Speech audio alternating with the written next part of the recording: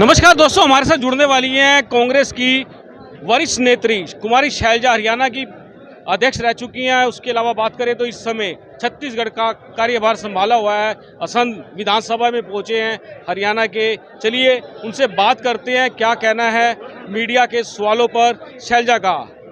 गोगी जी को हम सभी लोग आए हैं और हल्के के बाहर के कितने ही लोग आए हैं यहाँ हज़ारों की तादाद में उनको शुभकामनाएं देने, आशीर्वाद देने। हमारे विधायकगण, हमारे सीनियर नेतागण, दादा डीपी राय जी और सभी साथी यहाँ उनको शुभकामनाएं दे रहे हैं। अभी तक आपने देखा कि गोगी जी ने कितनी निष्ठा से काम किया है और जब विधानसभा में बोलते हैं तो सभी लोग सुनते हैं। बल्कि हम और जगह भी जाए तो वहाँ पर लोग कहते हैं जी हमने आपको देखा, आप विधानसभा में कितने अच्छे से बोल रहे हैं। तो मुद्दे भी उठाते हैं और हल्के की बातों को भी उठाते हैं। काम करवाने में सक्षम हैं, सेवा कर रहे हैं और हम इनको बहुत बहुत शुभकामनाएं देते हैं। यहाँ के लोग भी इन्हें आशीर्वाद दे रहे हैं और अगली बार, क्योंकि जल्द ही चुनाव आएगा, अगले साल आएगा, वैसे तो जल्द तो खैर क्या है, एक साल बचा है। पता है क्या है, ये बात ये है कि लोगों के मन में है जी। हालांकि एक साल बचा है, लेकिन लोगों के मन में इतनी उत्सुकता, जो इतना उत्साह है, वो इसलिए है कि लोग इस सरकार से उब चुके हैं, वो बदलाव चाह रहे हैं। मंच से तो ये नारे लग रहे हैं कुमारी शैलजा अगली मुख्यमंत्री होंगी।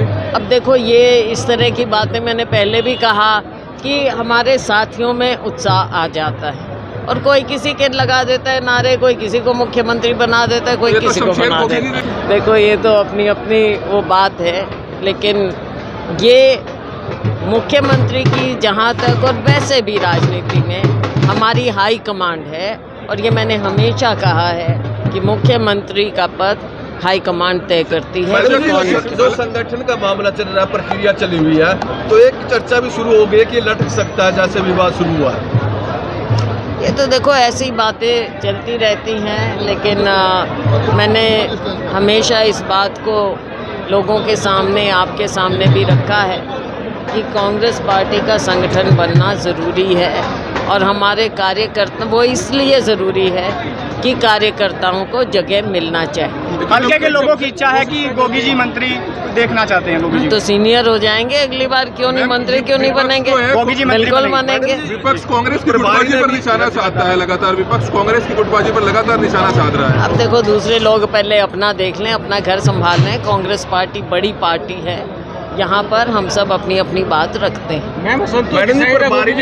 प्रभारी ने कहा था कि जब ये आए थे, कोई प्रदेश अध्यक्ष किसी को मुख्यमंत्री घोषित नहीं करेगा, लेकिन उदयवान अब भी भूपेंद्र सिंह हुड्डा को कहते हैं कि मुख्यमंत्री बनेंगे। मुख्यमंत्री ये हाईकमान देखेगा, ये बातें तो हाईकमान देखेगा। आज मैम लोकसभा सदन जो था पुराना, उसका आज आखिरी दिन था और अभी मोदी जी ने कहा अगली बार दोबारा से लौट कर मिलेंगे, लेकिन कल से जो है नए सदन में जा रहे हैं, तो उसको लेकर देश भर के सांसदों को शुभकामनाएं देना चाहेंगे। बिल्कुल नया सदन बना है, सांसदों को भी, और हम अपनी जो ये प्रणाली है, पार्लियामेंट्री सिस्टम है, इसको भी हम सलाम करते हैं कि इतने साल, इतने दशक हमने जो ये निकाले हैं, हमारे देश में लोकतंत्र किस तरह से यहाँ के लोगों ने बहुत सी चुनौतियों के बावजूद ज़िंदा रखा है। दुनिया में हमारा नाम है। आज जबकि इसको धूमिल करने का प्रयास है, हमारे लोकतंत्र को कमज़ोर करने का प्रयास है, बाबा साहेब द्वारा रचित हमारे संविधान को कमज़ोर करने का प्रयास है, ऐसे समय में हमारे लोकतंत्र को, हमारे देशवासियों को, भारतवासियों को जो चुनौती है, उसका सामना हमारे भारतवासी, हमारे लोग पूरी बखूबी करेंगे और हमारा लोकतंत्र जिंदा रहेगा। आपने कहा पार्टी है क्या मैडम? आपने कहा पार्टी है क्या, लेकिन वाला और आप ने कहा कि देवीलाल जयंती के ऊपर कांग्रेस को भी न्योता दिया गया है और इंडिया में इंडियन नेशनल लोकदल भी शामिल होगी, इसके बारे में क्या? ये पार्टी फैसला करेगी। असंध पहुंचे हैं, हर बारी चुनावों से पहले असंध को जिला बनाने की बातें हर पार्टियां करती हैं, अपनी मैनिफेस्टो में डालती हैं। करनाल से 40 किलोमीटर दूर पड़ता है, काफ़ी दूर पड़ता है, तो ये भी आज मन से आवाज़ उठी है। तो अगर कांग्रेस की सरकार बनती है तो इस पर भी काम किया जाएगा। बिल्कुल पूरा विचार करेंगे। देखो, लोकतंत्र में क्या है, जो लोगों की इच्छा होती है, उनकी ज़रूरत होती है, उसको पूरा करना ही तो होता है और नुमाइंदे का काम है कि उसकी ओर कदम उठाएं। पिछले दिन आप खड़गे साहब को मिले थे, सुरजेवाला साहब और आप मिले थे, आपने कहा कि पार्टी एक है, शिकायत को लेकर शायद मिले थे। देखो, पार्टी के अंदर बहुत सी बातें होती हैं, बहुत सी अंदरूनी मुद्दे होते हैं जिनको लेकर हम समय समय पर अपने अध्यक्ष जी को और दूसरे शीर्ष नेताओं को मिलते ही रहते हैं।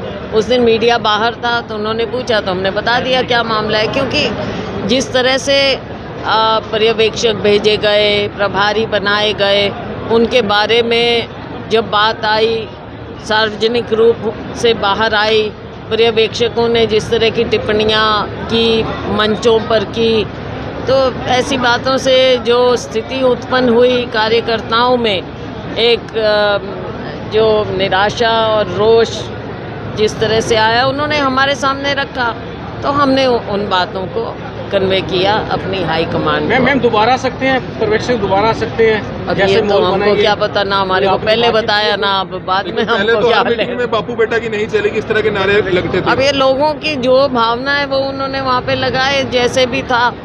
अब क्यों ये नौबत आई? ऐसी नौबत नहीं आनी चाहिए ना। बापू बेटा जिनकी तरफ अब ये तो पता नहीं, आप पूछो, पता नहीं भाई, मेरे को तो मैंने तो सुने नहीं है। क्या स्थिति रहेगी?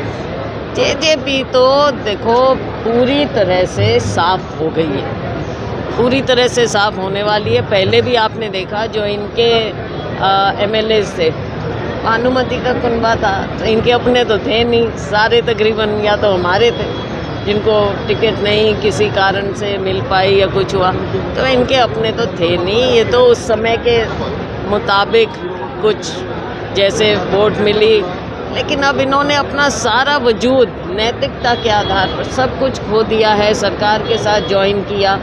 पहली बात तो जिनके खिलाफ वोट मांगे, लेकिन दूसरी बात आप देखो कि सरकार की शाख कितनी गिर चुकी है, तो उसमें दोनों शामिल हैं, चाहे भाजपा है चाहे जजपा है, दोनों शामिल हैं। और आज के दिन जो लोगों का रोष इनको देखना पड़ रहा है, तो दोनों को फेस करना पड़ेगा। अगले चुनाव में इनकी कोई सीट नहीं आएगी। मैम इनेलो का जो प्रोग्राम हो रहा है 25 सितंबर को, देवीलाल जी का बनाया जा रहा सम्मान दिवस, वहाँ पर सोनिया जी राहुल जी को बुलाया। हमने पूछा उदय जी को बुलाएंगे, उदय जी से बड़ा किनारा किया है, क्या लगता है आपको इनेलो से गठबंधन हो सकता है? जैसा मैंने कहा, ये हाई कमांड का फैसला होता है इन सब बातों पर। हम व्यक्तिगत रूप से इंडिविजुअली इस पर टिप्पणी नहीं कर सकते। नेशनल पार्टी है। 2024 में शमशेर सिंह होगी कांग्रेस के उम्मीदवार होंगे, क्या लगता है? बिल्कुल होंगे, सशक्त होंगे, सिटिंग एमएलए हैं, बढ़िया ढंग से जीते हैं, तो इनको काटने की क्या वजह हो सकती है? कोई वजह तो है नहीं, क्यों कटेगा? आप कई बार बोल चुके हैं। हाँ जी, भारी कैंडिडेट भी है। भारी भारी देखो, भारी वजूद है अगले का, अगले की पर्सनालिटी है, यहाँ पे बाकी सब पे भारी पड़ते हैं।